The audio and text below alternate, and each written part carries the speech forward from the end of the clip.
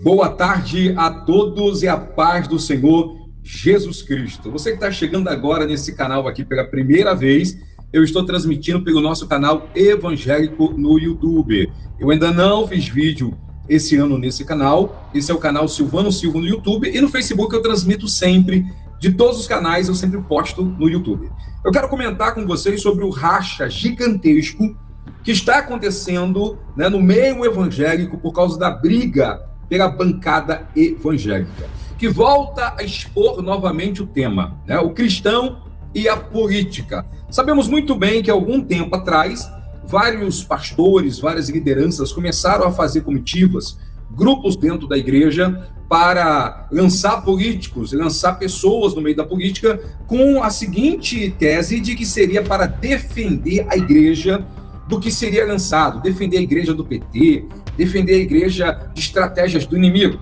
A gente sabe que muitos desses políticos que ganharam o voto evangélico envergonharam grandemente a igreja evangélica. Sabemos muito bem, pessoas que não têm nenhuma postura de evangélico, como o caso aí recente da deputada federal Flor-de-Lis, que agora está na cadeia. Temos aí o caso também de outros, Abílio Santana, Marcos Feliciano, pessoas que ganharam com o voto evangélico, mas envergonham o evangelho por causa de suas posturas e de suas atitudes. E são coisas graves e nós, com toda certeza, devemos sempre trazer à tona. Agora, sabemos que o evangélico é um cidadão, como qualquer outro cidadão. Há uma passagem na Bíblia Sagrada, e eu quero realçar isso aqui com vocês, antes de entrar nessa temática. Conta-se que enviaram alguns homens a Jesus para tentar Jesus e perguntaram, dizendo, pois, que te parece? É lícito de pagar tributo a César ou não? Jesus, porém, conhecendo sua malícia, disse, por que me experimentais, hipócritas? Mostrai-me a moeda do tributo. E eles lhe apresentaram um dinheiro, uma moeda, E Jesus disse, de quem é esta esfinge aqui, esta inscrição? E disseram, de César. Então Jesus disse, dai a César, pois, o que é de César, e a Deus o que é de Deus.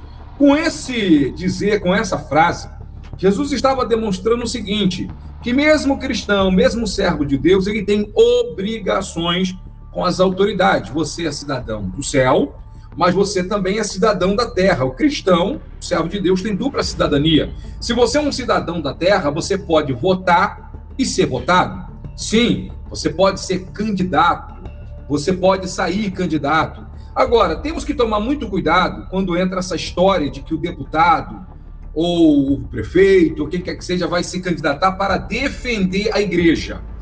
Porque, pela Escritura Sagrada, quem defende a igreja é Jesus Cristo, ok? A Escritura Sagrada diz que as portas do inferno não prevalecerão sobre a igreja, porque a igreja está edificada em Cristo, não na bancada evangélica, não no deputado A, no prefeito, no governador. A igreja sempre foi na história perseguida no mundo, e a igreja cresceu. Houve momentos que a igreja se tornou parte do Estado. E o pior momento da igreja na história foi o momento que a igreja esteve dentro do Estado, que a igreja, existia o poder da igreja que determinava tudo, como a igreja católica, que se tornou potência como os reis. Nós sabemos disso da história. Foi um momento de maior frieza para a história da igreja. Então, quem defende a igreja é Jesus Cristo. Agora, quando você pega Romanos, capítulo de número 13, do verso de 1 em diante, o grande apóstolo Paulo, o apóstolo gentil, diz o seguinte, toda alma esteja sujeita às autoridades superiores, porque não há autoridade que não venha de Deus, e as autoridades que foram ordenadas por Deus. Por isso, quem resiste às autoridades, resiste à ordenação de Deus. E os que resistem trarão sobre si a mesma condenação. Então, o que acontece aqui? O que a Escritura traz aqui para nós sobre a questão das autoridades? Devemos respeitar as autoridades. Não é adorar uma autoridade, não é questão de adorar, é respeitar o poder que tem essa autoridade. Agora, entendendo que a autoridade vem de Deus, a posição de autoridade, presidência, governo, essa é uma visão de Deus estipulando a autoridade sobre o mundo. Não significa que Deus botou o Marcelo Freixo, não significa que Deus botou o Eduardo Paz da Prefeitura do Rio, ou que Deus botou o Castro no governo, ou que Deus botou o Bolsonaro na presidência. Não. Essas pessoas foram escolhidas pelo povo, o voto escolheu. Ah, Silvano, você está querendo dizer que Deus não guia o destino da humanidade? Não é isso. Eu estou querendo dizer que se um prefeito que foi votado e está nessa posição, foi porque o povo votou. Não adianta culpar Deus. Culpe você por suas escolhas, ok? Deus não vota. Então quem tem que votar somos nós, o povo. Mas com toda certeza Deus guia e cuida da história da humanidade. Nós sabemos disso muito bem. Então vamos entender um pouquinho agora sobre o racha que está acontecendo dentro da Câmara, porque existe o Congresso, como vocês sabem, e dentro do Congresso existe a bancada evangélica. Existem vários tipos de bancada aí dentro, né, que a gente sabe muito bem. Existe a bancada rural, existe a chamada bancada né? Existe a bancada evangélica, que existe também, que envolve também outros religiosos de outras religiões. Mas a bancada evangélica é uma das bancadas mais fortes que tem dentro da Câmara, tá? Que tem o poder de embarrear vários processos. E essa bancada nunca viveu uma crise tão grande como a que está vivendo agora. Há um racha muito grande entre os apoiadores de Madureira, do Samuel Câmara, que apoia o Cezinha de Madureira, e entre os apoiadores do Ciro Malafaia, que apoia o pastor Sóstenes Cavalcante, tá, pessoal? Que tinha sido feito, como todo mundo sabe, um acordo, que o Cezinha ficaria 2 anos e depois o Sóstenes ficaria 2 anos na presidência da bancada evangélica. Então a bancada evangélica rachou no meio agora. A pancadaria está aberta e vamos entender isso aqui, ó. Tá aqui, ó. Isso aqui é uma grande matéria da Veja, feita aí pelo Reinaldo Turoli e o Leonardo Leres, que diz o seguinte, ó: disputa pelo comando da Frente Parlamentar Evangélica produz racha inédito. A poderosa bancada vive um momento de desunião, justamente em um ano decisivo eleitoral. Cisma envolve 2 grupos distintos da Assembleia de Deus. Então tá aqui, ó, né? Isso aí é dentro da Câmara. Existe uma bancada forte representando os evangélicos dentro da Câmara dos Deputados, e essa bancada, ela deve crescer mais ainda. Eu já ouço aí sobre vários pastores que vão sair candidatos. Se prepare. Vários pastores devem se candidatar, pastores famosos, que você conhece aí, e tem grande adesão nas redes sociais, vão sair candidato à Câmara dos Deputados esse ano. Então se prepare. A bancada evangélica deve aumentar mais ainda. Isso é uma tendência, tá? No Brasil. Vamos continuar aqui para a gente entender um pouquinho sobre isso daqui, ó. Se no âmbito do Poder Executivo a separação entre fé e Estado tem limites bem demarcados, infelizmente cada vez mais ignorado no governo Jair Bolsonaro, o parlamento costuma ter maior tolerância às manifestações de cunho religioso e a bem da representatividade que o legislativo defende. Nos últimos anos, poucos grupos se aproveitaram tão bem dessa liderança quanto os evangélicos. Como obreiros dedicados, eles concluíram uma frente parlamentar que se tornou um dos principais grupos de pressão na Câmara, capaz de influenciar qualquer governo, de FHC a Jair Bolsonaro, passando por Lula, Dilma, Rousseff, Michel Temer, por razões óbvias. O prestígio ficou ainda maior com Bolsonaro. Aqui os evangélicos ajudaram a chegar ao poder, com quem comungaram boa parte da pauta e de quem se tornaram dos principais fiadores em meio à erosão da popularidade presidencial. Mas há algo de ímpio no meio dos protestantes. Em um raro momento de desunião, a poderosa bancada rachou sobre quem deve comandar em 2022, justamente um ano decisivo eleitoral. Isso aqui é o Cezinha, que é apoiado pelo Samuel Câmara, né, que lideraria a bancada evangélica, que liderou, tá aqui, ó, silêncio. O Cezinha de Madureira, o atual presidente, não fala sobre a crise. Olha aí. O cisma, além de político, é quase religioso, porque envolve 2 grupos distintos da Assembleia de Deus. Um deles é conduzido pelo pastor Ciro Malafaia, o Ministério Vitória em Cristo, um dos mais próximos interlocutores de Bolsonaro. Do outro lado está a turma do bispo Samuel Ferreira, Ministério de Madureira. A disputa, ressalta-se, é para saber quem vai conduzir o rebanho.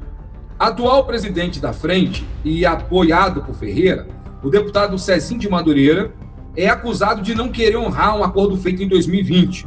Segundo esse pacto, Cezinha se comprometeu a passar o comando ao colega Sóstenes Cavalcante, que tem as bênçãos de Ciro Malafaia nesse ano. O arranjo foi feito de forma a honrar a tradição da frente parlamentar de eleger o presidente por aclamação. Olha aí, ó. Exatamente para evitar o desgaste de um cisma entre seus pares.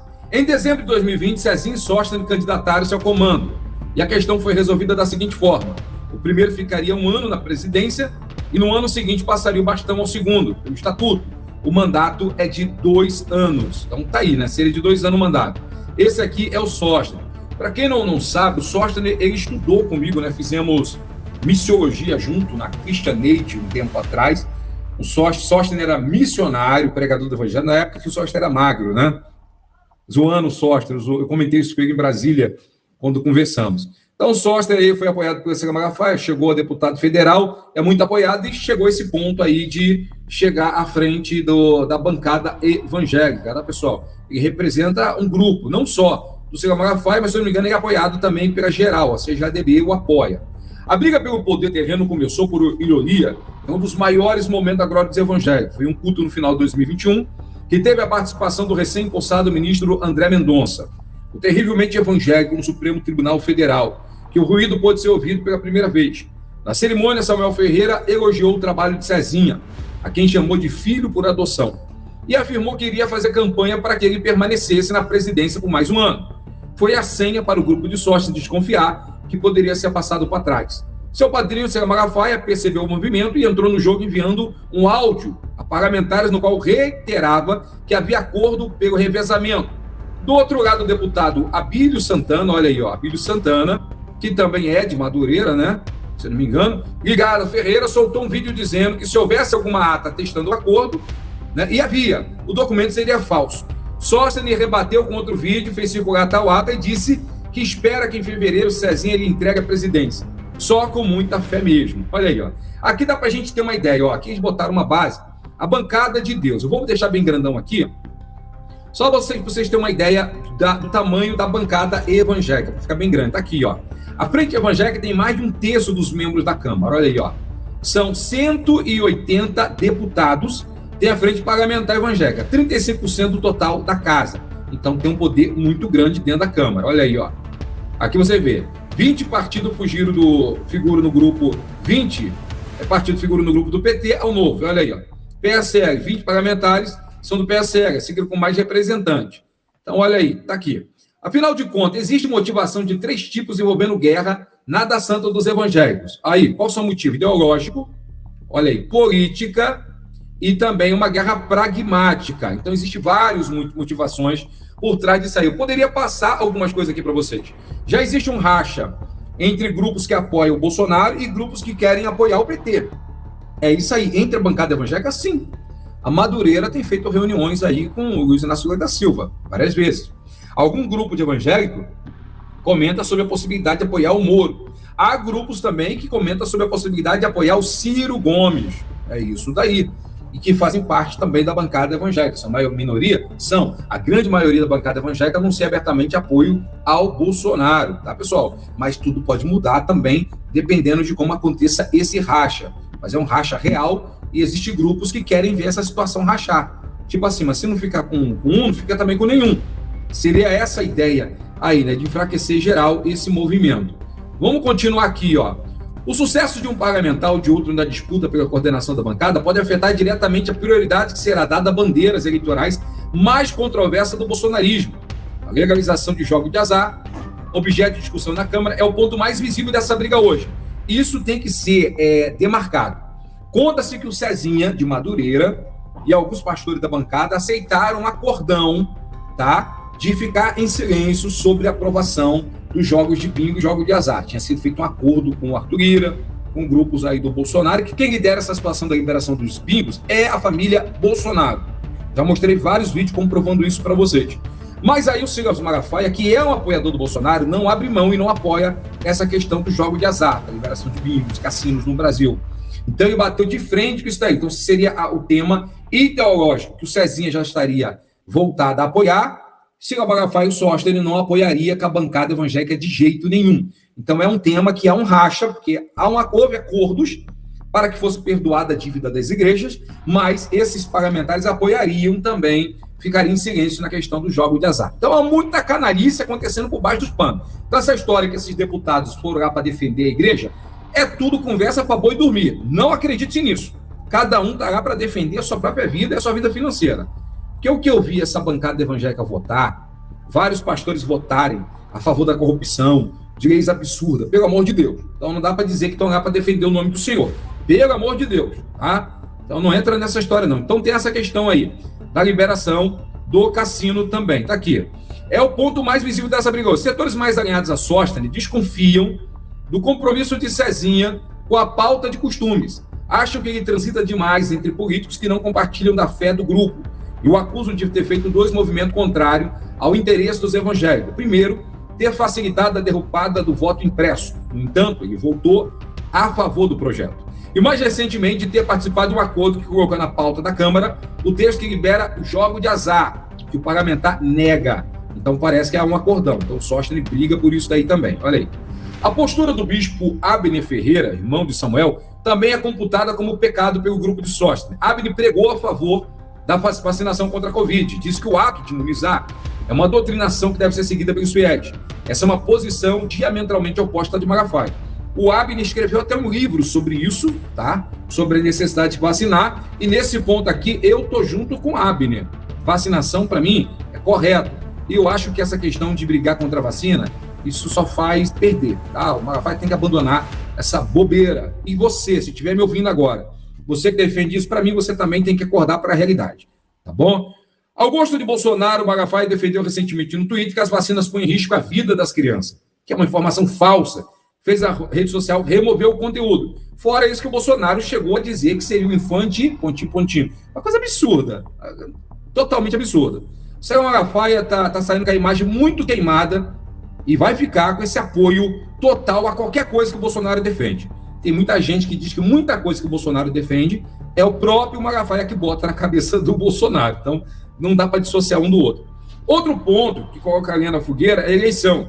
A lista de desconfiança de setores da frente parlamentar inclui o fato do Cezinha ser um deputado da oposição, o PSD de Gilberto Kassab. Apesar de já ter dado na garupa do presidente uma de suas famosas motocicletas e de fazer a defesa do governo na Câmara, Cezinha é acusado por alguns adversários de não ser bolsonarista raiz. Além disso, a igreja dele, o Ministério de Madureira, é vista como historicamente a mais esquerda, um pecado capital para os grupos radicais do bolsonarismo, os quais Sóstenes é um expoente. Em junho do ano passado, por exemplo, o petista Luiz Inácio da Silva reuniu-se com Manuel Ferreira mais de uma vez, pai de Samuel e número 1 de Madureira, em um encontro no Rio de Janeiro, que foi registrado nas redes sociais e irritou alguns evangélicos. Tá aí, ó, a foto. É o PT com Samuel Ferreira, o Manuel Ferreira, desculpa, o pai. Ainda o cálculo da parte de grupo de que é preciso, mais do que tudo, preservar o poder. Uma área significativa dos evangélicos vê como um erro estratégico entregar o comando de uma frente parlamentar tão numerosa em um ano de eleição a um radical bolsonarista, como Sóstenes. Essa análise está impregnada de pragmatismo. Afinal, Bolsonaro está atrás de Lula em todas as pesquisas eleitorais e existe o receio de que a popularidade do presidente se deteriore ainda mais nos próximos meses. Embora todas as principais lideranças evangélicas sustentem, olha aí, ó, que as igrejas estão fechadas com o capitão. Contra Sóstenes pesa também o argumento de que Cezinha tem a qualidade de manter o diálogo com diferentes setores do Congresso. Esse tipo de postura flexível permitiu levar adiante pauta de interesse mais imediato das igrejas. Caso do perdão, de multas milionárias aplicadas aos templos e da manutenção da isenção fiscal, mesmo em detrimento de questões ideológicas como a descriminalização do aborto, e do casamento homo, Aqui está, ó, a ata que o Sóstenes postou, dizendo que havia um acordo, sim, assinado pelos dois, olha aí, ó. Tá aqui que foi assinado pelo Sóstenes e que foi também assinada pelo Cezinha, que determinava a troca de rodízio, né, na presidência da bancada. Em meio a uma desavença de proporções bíblicas, a situação está longe de ser resolvida e seu desfecho ainda incerto. Aliados de Cezinha ter feito circular a tese que mesmo eventual renúncia não levará à substituição automática por Sóstenes, mas uma nova eleição interna, o que seria explosivo em um ano de eleição e poderia ampliar mais o inédito racha. O próximo capítulo importante será em 9 de fevereiro, quando os membros da frente farão a tradicional ceia de abertura do ano. Tudo indica, independente do desenlace, será um evento indigesto, sobre o qual deve pairar, no mínimo, o pecado da gula política. A verdade é o seguinte, que eu passo aqui para vocês de cara. Eles não estão pensando em Deus, eles não estão pensando em igreja, defender Deus. Estão pensando em poder, cada um, né? O Sóstenes, mesmo com todo respeito, eu tendo estudado junto com o Sóstenes, respeito o Sóstenes, se ele ver esse vídeo, acho que o senhor Malafaia faz defesas que eu não concordo. Para mim, essa guerra contra a vacinação, para mim isso é uma bobeira gigantesca. Acho que ele deveria amadurecer e crescer e parar com essa palhaçada, é o meu entender sobre isso, tá? Já foi longe demais esse negócio, já foi longe demais, chega já disso tudo. Temos que subir para outro nível, brigar por coisas realmente importantes. Vacinação, sempre teve vacinação e sempre terá vacinação. Nunca fomos contra e não vamos ficar contra agora, ok? Essa é a verdade. Agora, você vê 3 temas, como eu comentei, a questão ideológica, alguns já fizeram acordo para liberar o jogo de azar, o camarada Fábio Sóstenes defende, são contra essa pauta e vão brigar contra, e alguns da bancada evangélica não querem se queimar diante disso. Há a questão aí de apoiar, há o foco aí também de retirar o apoio ao Bolsonaro, que percebe que o Bolsonaro está perdendo força, e o Inácio da Silva está crescendo, então muitos querem fazer um rearranjo político no meio do caminho, né? Tem muito jogo acontecendo aí. Então, o que eu digo para você, não é a defesa das pautas da Escritura Sagrada, é a defesa da política. Então, devemos tomar muito cuidado com a política dentro da igreja. Que o cristão é um cidadão, tem que votar, que pastores, igreja, tem que pensar nos seus interesses, sim. Mas, por favor, vamos tomar muito cuidado de não levar políticos para cima de púlpitos. Vamos tomar cuidado, pastores, de não entregar a igreja na mão de políticos só por causa de dinheiro. Eu ouço histórias aqui cabulosas no Rio de Janeiro de milicianos que determinam quem vai ser o pastor de determinadas igrejas.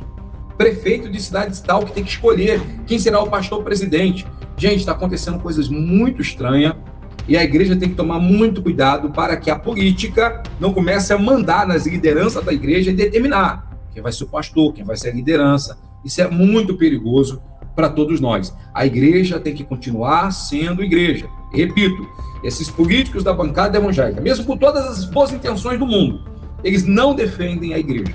Cada um defende os seus interesses. Quem defende a igreja é Jesus Cristo e ponto final, ok? Esse é o meu pensamento e vamos ver aí o que vai acontecer. Eu deixo essas informações aí para vocês, deixo aí para vocês esse artigo bom aí da Veja, que traz verdades do racha que está acontecendo e as grandes motivações por trás desse racha que não sabemos ainda onde isso vai dar, ok? Obrigado, carinho da audiência, deixe bastante curtida e compartilhe esse vídeo com todos os seus amigos.